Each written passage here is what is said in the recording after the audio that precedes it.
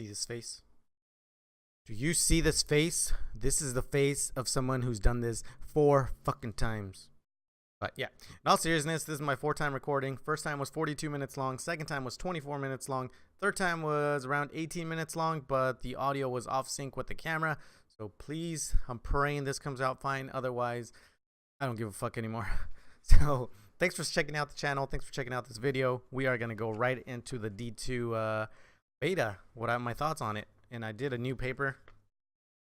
More little points, a lot faster to get through this. So this will be should be a way shorter video. Again, thanks for stopping by and watching. And here we go. Story mission was beautiful. It made you feel more connected to the characters.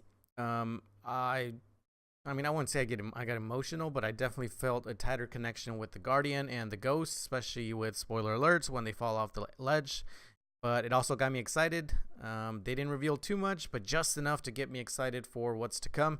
So I thought the story was great. I thought it was good practice for your supers, your abilities to get kind of used to your Guardian, the jumps, etc. A lot of enemies. I think I got my super 3 times in the mission. If you don't kill, or I guess if Zavala doesn't die and he keeps making orbs, you can get your super maybe 3-4 times. I don't know. But it's good training ground. I liked it. I thought it was awesome. The interaction with the NPCs was good as well. They didn't really do much, but they did say stuff. Zavala did interact in Ikora with her Nova Bomb and stuff, so that was cool. And then the cutscenes I thought were fucking awesome. So overall, better story than we've had, I think, in 3 years of D1. Rise of Iron kind of almost got it right, not quite though. And I think this D2 is gonna do a good job with that. The Strike, really nothing bad to say about it. The 2 issues that we had, Bungie has already addressed, so I'm not even going to talk about that. It's the power ammo, I guess, shortage, if you will, and the abilities not doing enough damage to enemies. So there was that. They've already addressed that. They're working on it. And then the mechanic, the new boss mechanics, kind of takes you old school back to the rule of 3, boss rule of 3, where you have to do 3 things to finally get them down. So that's what happens with this strike. I liked it. I like the use of the different weapons. It lets you have a different angle of attack, I guess. Lets you have more variety, more choices of how you want to do the strike, how do you want to attack it, and maybe if you want to assign different people different roles, especially with the power ammo. Power ammo I thought was fine. The way I used it is I used the sniper rifle mainly to cause damage to the boss, so I didn't really see a shortage of it. I was always full.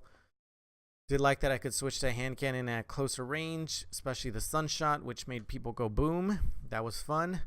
And then a pulse rifle, no, auto rifle I used for my primary. So like the weapon changes in PvE. I thought they worked fine. Some people didn't like them, but Strike I thought was great. The area was pretty big. I didn't get to explore much, but from what I've seen from other people, looks like it's huge. The details there. And yeah, it's only going to get better with the full release. PvP, I loved that it's more team-based now, where in D1 one person can dominate a lobby, if you will. Easy to get 1 or 2 1v2s or 3s and come out on top. Here, not so much. If you peek it around a corner and there's 3 people there shooting you, you're pretty much dead.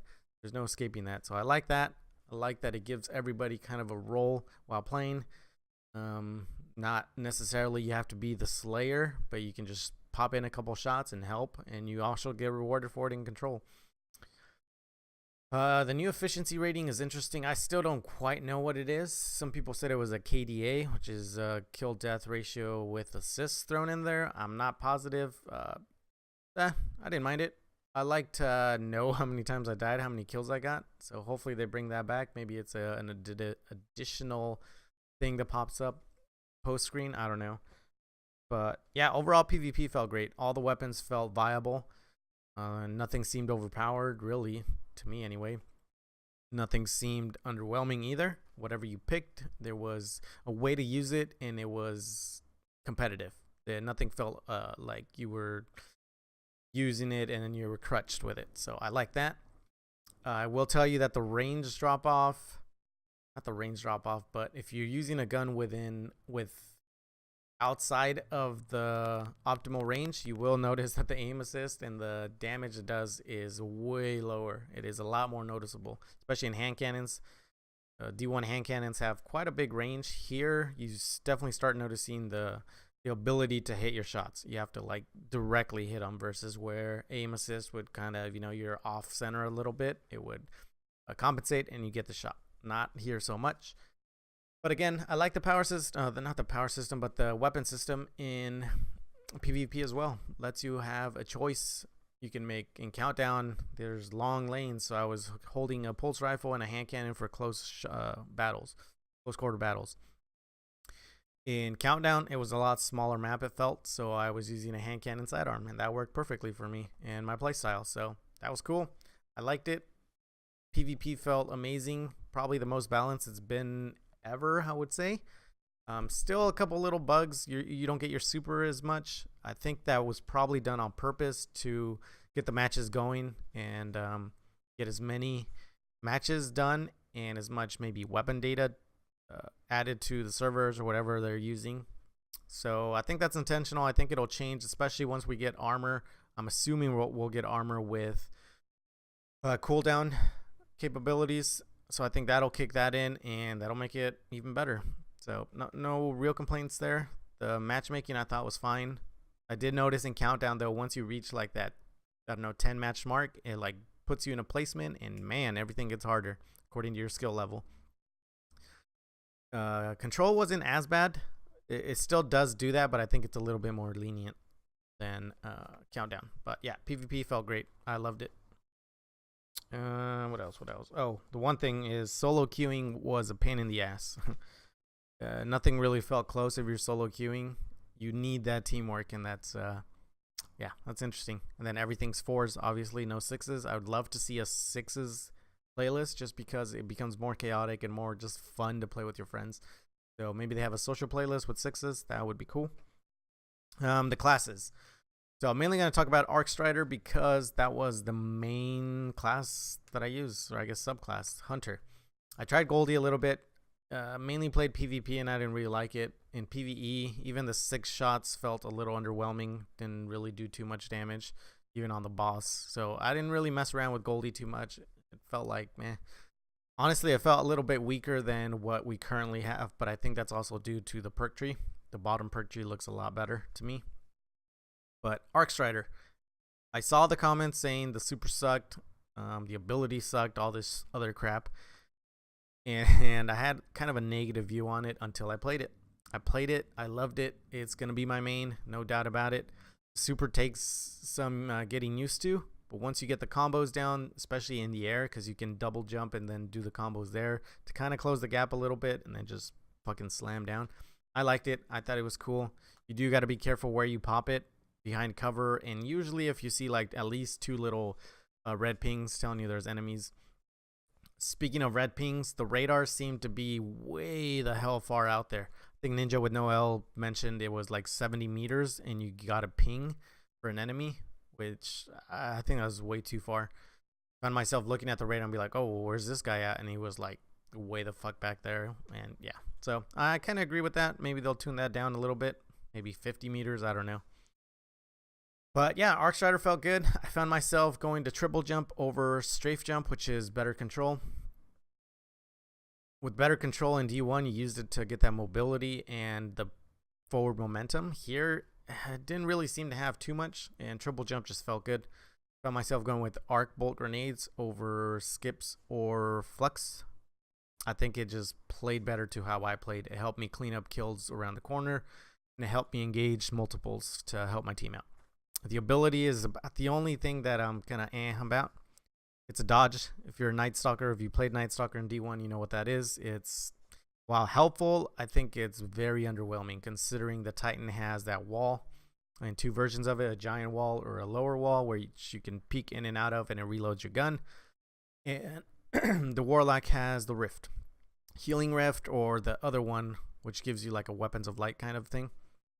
So I thought Hunter could use an actual ability and then move the dodge to the perks, kind of like how the Dawnblade has it.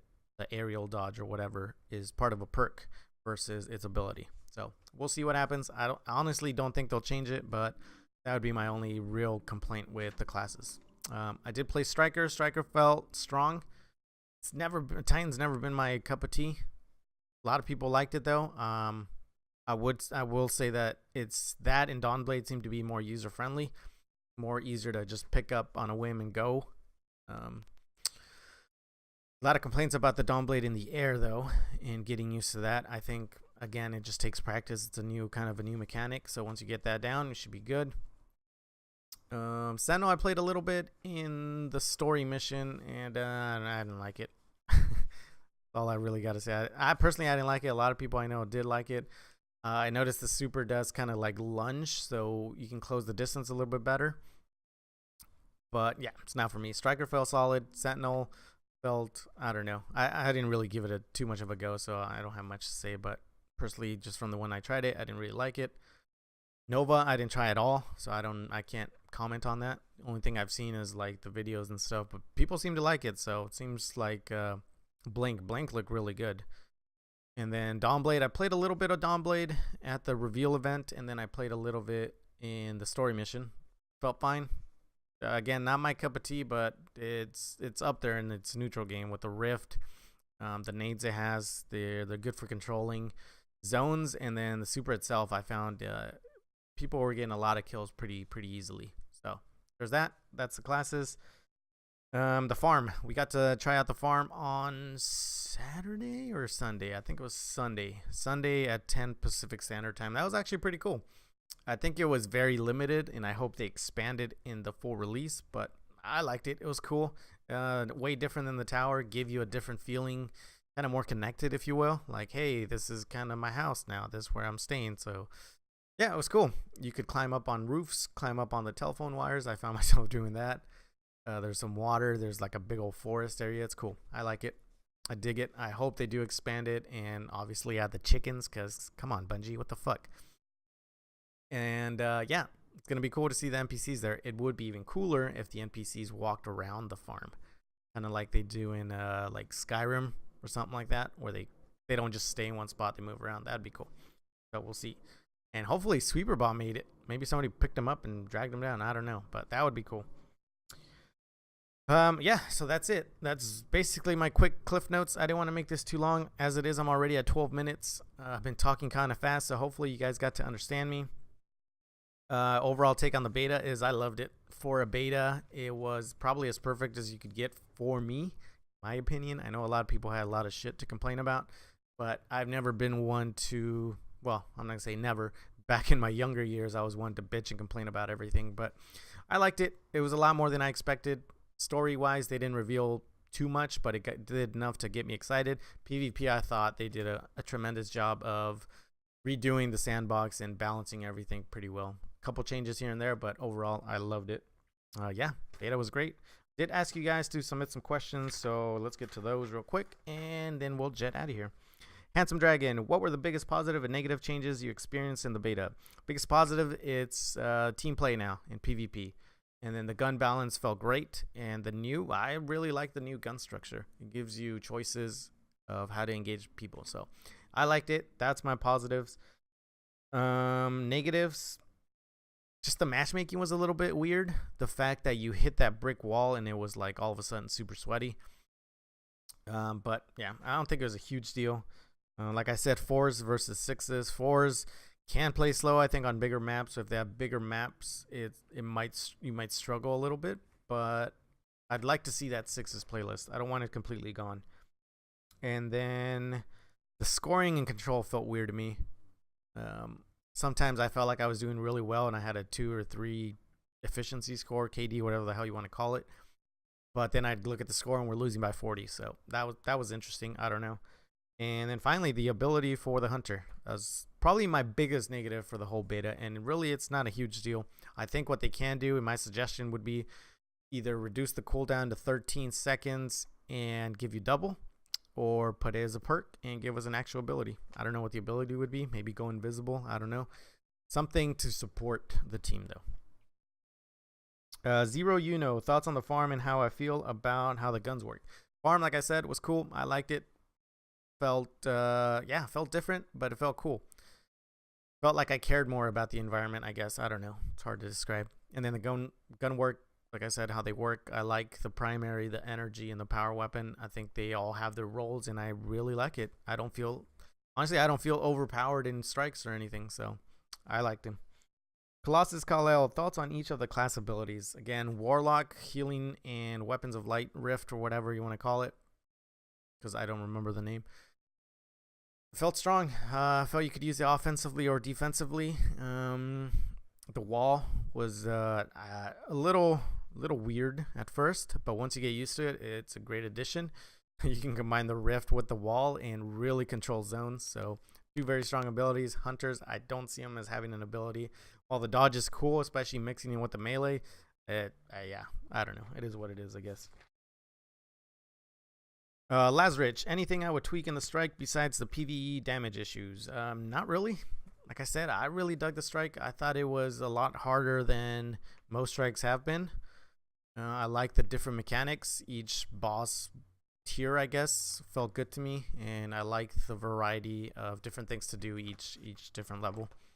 I think once the damage gets fixed and the power ammo gets fixed, then I think it'll be great. JC Jesse, why won't I get good? Justin, we've talked about this. I'm like right here currently. You're like right here. If I move up and get up here, I won't be able to play with you, and I'll feel bad for you, all right? So that's why I can't get too good. I have to stay where I'm at, where it's just kind of average, all right? So there you go. Your dad, thoughts on the evil that is skill-based matchmaking? I'm not going to go too much into it.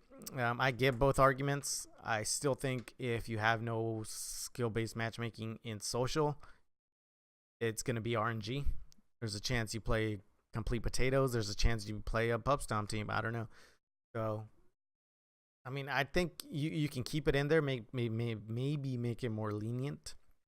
And then in competitive, I think it's kind of necessary, if you will, even if you have like a trials type deal. That way people play with people of their skills. Right now, I think in trials it's by win, but it's also random. You could play a group of really shitty players at 7 wins and play a pup stomp team at no wins and first match. So I don't know. That's random. I think it should be in there, but again, I don't mind it. They can go either way. I don't really care. KL Jackal, on a scale of 1 to 10, how would you rate the beta? Solid 9. I won't say 10 because I think there's always room for improvement in everything, but a solid 9. I liked everything I saw and everything I played. And then Fluffy, with 1 to 2 supers a game, assuming no tweaks, best subclass for neutral game for fun, and which one for competitive? Not really going to specify for fun or...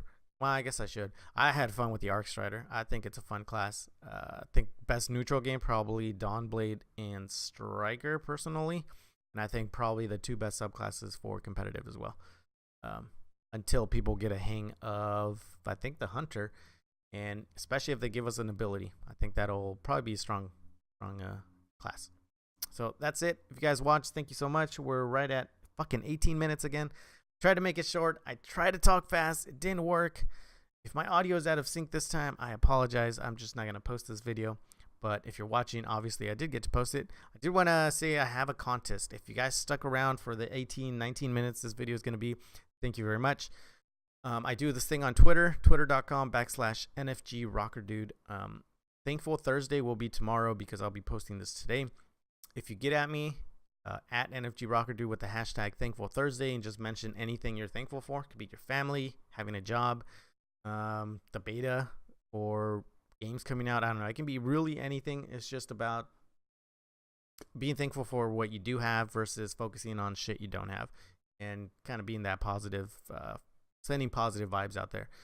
And then or Friday, if you don't want to do tomorrow, you can do Friday. Hit me up with the hashtag Good News Friday. Or GNF would work, and make sure you tag me in it though, so I see it. And what Good News Fridays is, just go through your week, see something positive that happened throughout your week, and just share it. I like to get the weekend going on a positive note, so that's always something good to do. It doesn't have to be anything drastic or anything major. It can just be even nothing bad happened for you that week, or the littlest thing happened. I don't know. It can really be anything. Just try and see the positive in something and share it with me. Those that enter, I will draw a winner on Saturday for a $10 Xbox card. So if you don't have Xbox, still submit it. I'll figure something out. Maybe we will do a PSN. I went to Best Buy. They didn't have $10 PSN cards. So yeah, that'll be interesting. Maybe I can buy one on Amazon. I don't know. But yeah, that's the contest. Thank you guys for watching. And yeah, we'll see you next time.